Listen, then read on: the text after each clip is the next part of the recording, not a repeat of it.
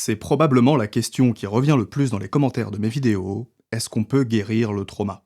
Et c'est assez logique qu'on me pose cette question parce que le faire, c'est me mettre devant une cohérence à tenir vis-à-vis de mes propos. Quand je dis dans une vidéo qui se trouve être en plus la vidéo la plus vue de ma chaîne que le trauma est une neuroatypie, et bah automatiquement je range le trauma à côté, notamment de l'autisme et du TDAH. Et l'autisme et le TDAH, c'est connu, ça ne se guérit pas. C'est d'ailleurs l'argument qu'on entend souvent pour justifier que ce ne sont pas des maladies. Et d'ailleurs, c'est un argument qui est vraiment pas terrible, mais on y revient juste après. Quoi qu'il en soit, qu'on l'accepte ou pas, cet argument, il n'empêche que ça va toujours sonner forcément un peu bizarre de mettre le trauma dans une même liste que l'autisme et le TDAH. Ce sont des troubles qui ont des places différentes dans nos conceptions, justement parce que ce qui distingue les neuroatypies et le trauma, c'est qu'il y a des thérapies pour le trauma. Il y a des protocoles qui visent à le résoudre, et il y a des gens qui vont consulter en disant qu'ils veulent guérir leur trauma. Tout ça, ça existe, et ça repose sur une demande qui est légitime. Et moi, je vais jamais vous dire ici qu'on ne peut pas soigner le trauma, ce serait absurde. J'ai fait des vidéos sur le trauma, j'accompagne des personnes dans leurs soins du trauma, et j'ai travaillé avec la chercheuse Laura Brown autour des notions de soins du trauma et de la multiplicité des lieux dans lesquels il peut s'exercer, même en dehors des cabinets de psychologie clinique. Je m'estime assez bien placé pour savoir et voir que des choses bougent, travaillent et se muent chez les personnes souffrant de trauma, et je ne vais ici bien sûr pas nier leur expérience, ni ma propre expérience du trauma, et je ne vais pas non plus contredire les énoncés qui disent par exemple « j'ai vécu un trauma, mais je vais mieux ». Donc tout ça, je pense qu'on est globalement d'accord.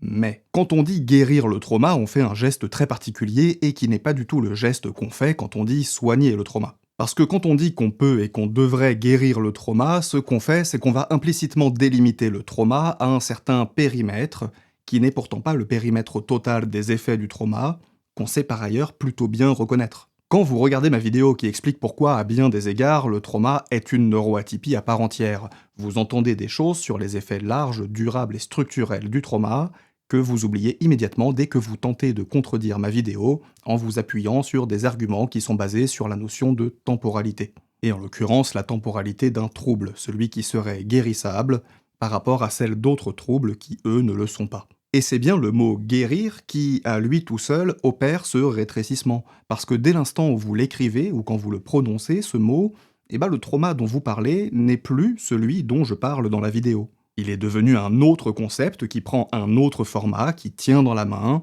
c'est-à-dire un trauma qui n'est plus une reconfiguration du système nerveux, plus une modification durable du sommeil, de la vigilance, de la tolérance à la stimulation. Un trauma qui n'est plus non plus une nouvelle manière dont la mémoire range les événements et les rappelle sans être sollicité, qui n'est plus un volume hippocampique modifié, des marqueurs épigénétiques transmissibles à la génération suivante, une charge allostatique qui pèse sur les systèmes cardiovasculaires, immunitaires et métaboliques. Et puis un trauma qui n'est plus non plus une reconfiguration des rapports relationnels autour de ce qu'il produit, une manière de se lier qui n'est plus celle d'avant, une manière de faire confiance, de tolérer la proximité ou le regard de l'autre, qui s'est ajusté à ce à quoi il a fallu survivre. Et puis une économie psychique entièrement réorganisée autour de stratégies de survie qui ne disparaissent pas quand le danger disparaît et qui continuent de structurer les choix, les évitements, les attachements, longtemps après que la situation a cessé d'être dangereuse. Et puis finalement, un trauma qui du coup n'est plus non plus tout ce qui le rapproche de l'autisme et du TDAH dans le quotidien. L'hypersensibilité sensorielle qui transforme le rapport au bruit, à la lumière, au contact et à la foule, les particularités attentionnelles, les difficultés à filtrer les stimuli, la fatigabilité cognitive, l'intolérance au changement, le besoin de prévisibilité, la rigidité de routines protectrices. Et puis,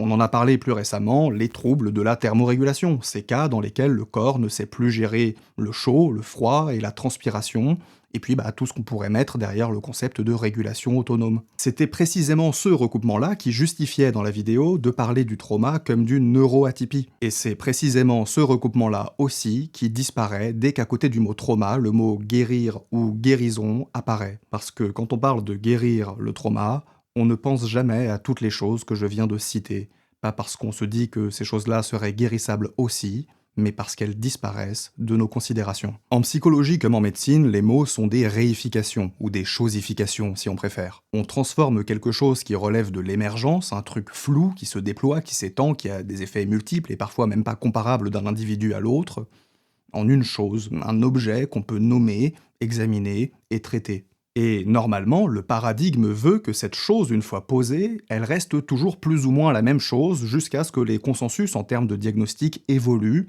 par la publication par exemple d'un nouveau manuel. Et c'est même tout l'intérêt de la réification, produire un objet stable qu'on peut faire circuler entre les contextes sans qu'il se déforme. Sauf que là, on est visiblement dans un cas très bizarre, parce que dès qu'on le met à côté du mot guérir, le mot trauma ne désigne plus du tout la même chose. Dès qu'on entre dans un discours thérapeutique, l'objet trauma, décrit par la recherche clinique et scientifique, rétrécit. Mais donc, essayons de faire un peu de pragmatique, essayons d'interpréter en tâtonnant un peu ce que les gens entendent par trauma quand ils parlent de guérir le trauma, parce qu'ils entendent forcément quelque chose par là. Quand on suppose la possibilité de guérir d'un trouble, on se repose par défaut soit sur un parcours de guérison théorique, donc extrait des promesses de certains protocoles thérapeutiques comme le MDR, la TCC et j'en passe, soit sur un narratif de guérison, donc issu de la fiction ou de notre entourage. Dans les deux cas, qu'il s'agisse du trauma ou de n'importe quoi d'autre, la guérison c'est toujours forcément un constat qui est fait depuis l'extérieur. Le constat que la personne thérapisée a de nouveau accès à des activités, à des compétences ou à des capacités socialement valorisées.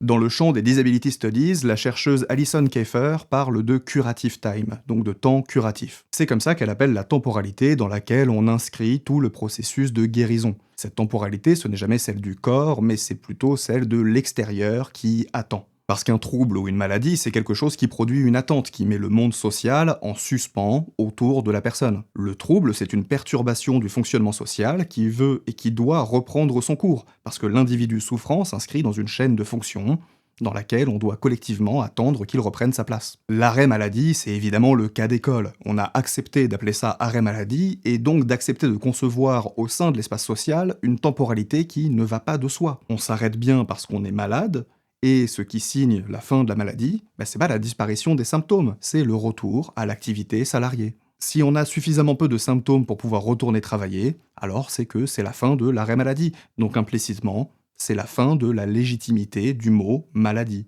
C'est même tout ce qu'on demande à un médecin du travail, pas de constater que le corps a fini de faire ce qu'il avait à faire, mais de valider que la personne peut reprendre.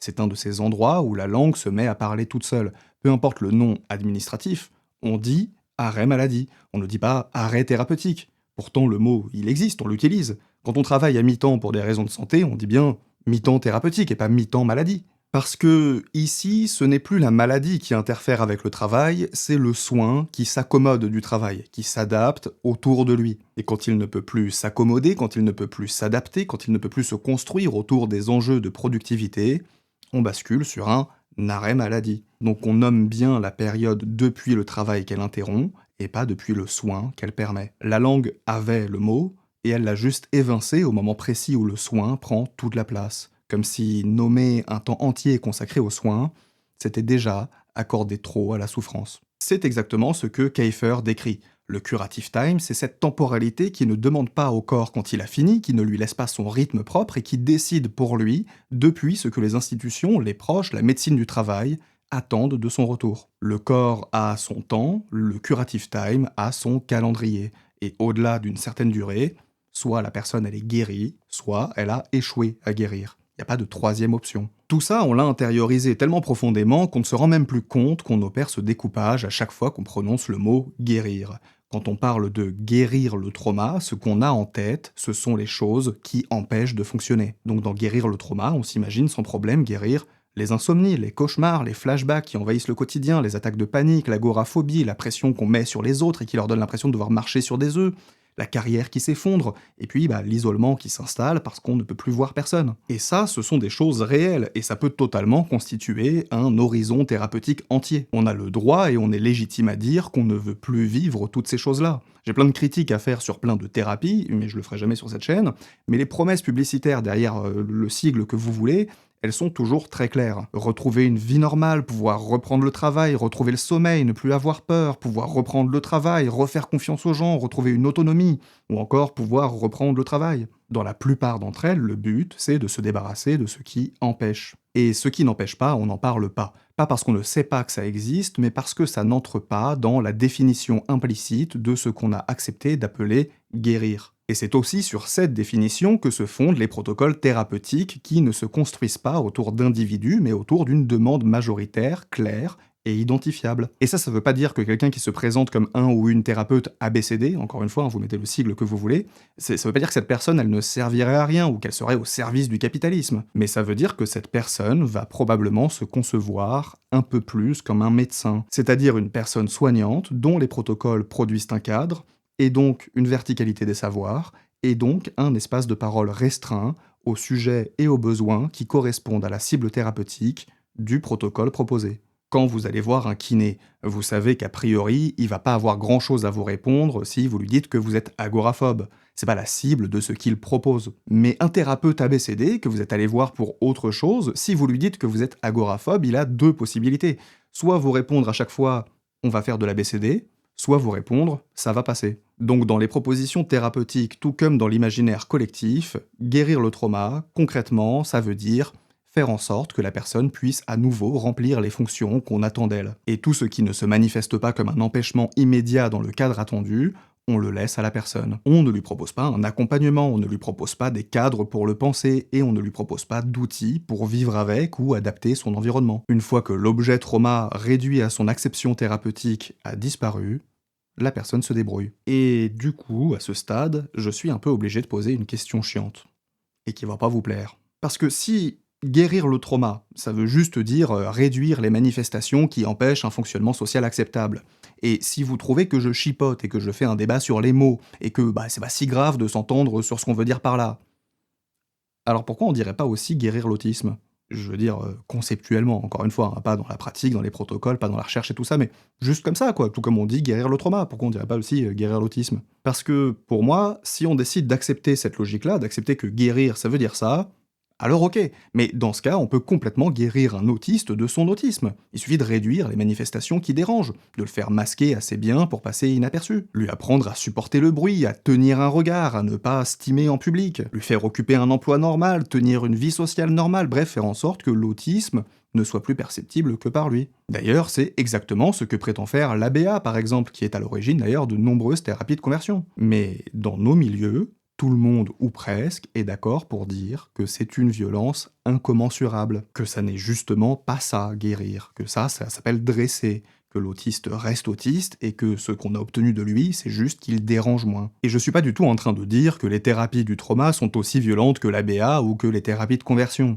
Je dis que le mot guérir, quand on essaye de l'appliquer au trauma, il fait un travail qui n'est pas si différent de celui qu'il fait quand on essaie de l'appliquer à l'autisme. Il sélectionne ce qui dérange dans le fonctionnement social, il appelle ça la maladie, et il appelle guérison sa réduction. Le reste, il l'efface, et il l'efface tellement bien qu'on ne le voit plus, qu'on ne le pense plus, et qu'on ne le nomme même plus. Et c'est aussi pour ça que je disais en début de vidéo que l'argument qui dit que l'autisme et le TDAH ne sont pas des maladies parce que ça ne se guérit pas, c'est un mauvais argument. Pas seulement parce que ça se heurte à plein de contre-exemples, mais surtout parce que cet argument, il accepte le cadre adverse. Il accepte que guérir puisse être une opération claire, identifiable, et dont on puisse dire qu'elle a eu lieu ou qu'elle n'a pas eu lieu. L'argument de la possibilité d'une guérison, c'est un argument qui accepte de jouer sur le terrain qu'on lui propose. Dire que l'autisme a le droit à son statut à part parce qu'on ne peut pas le réduire jusqu'à un périmètre qui serait thérapisable, c'est accepter avec notre interlocuteur de jeter par-dessus bord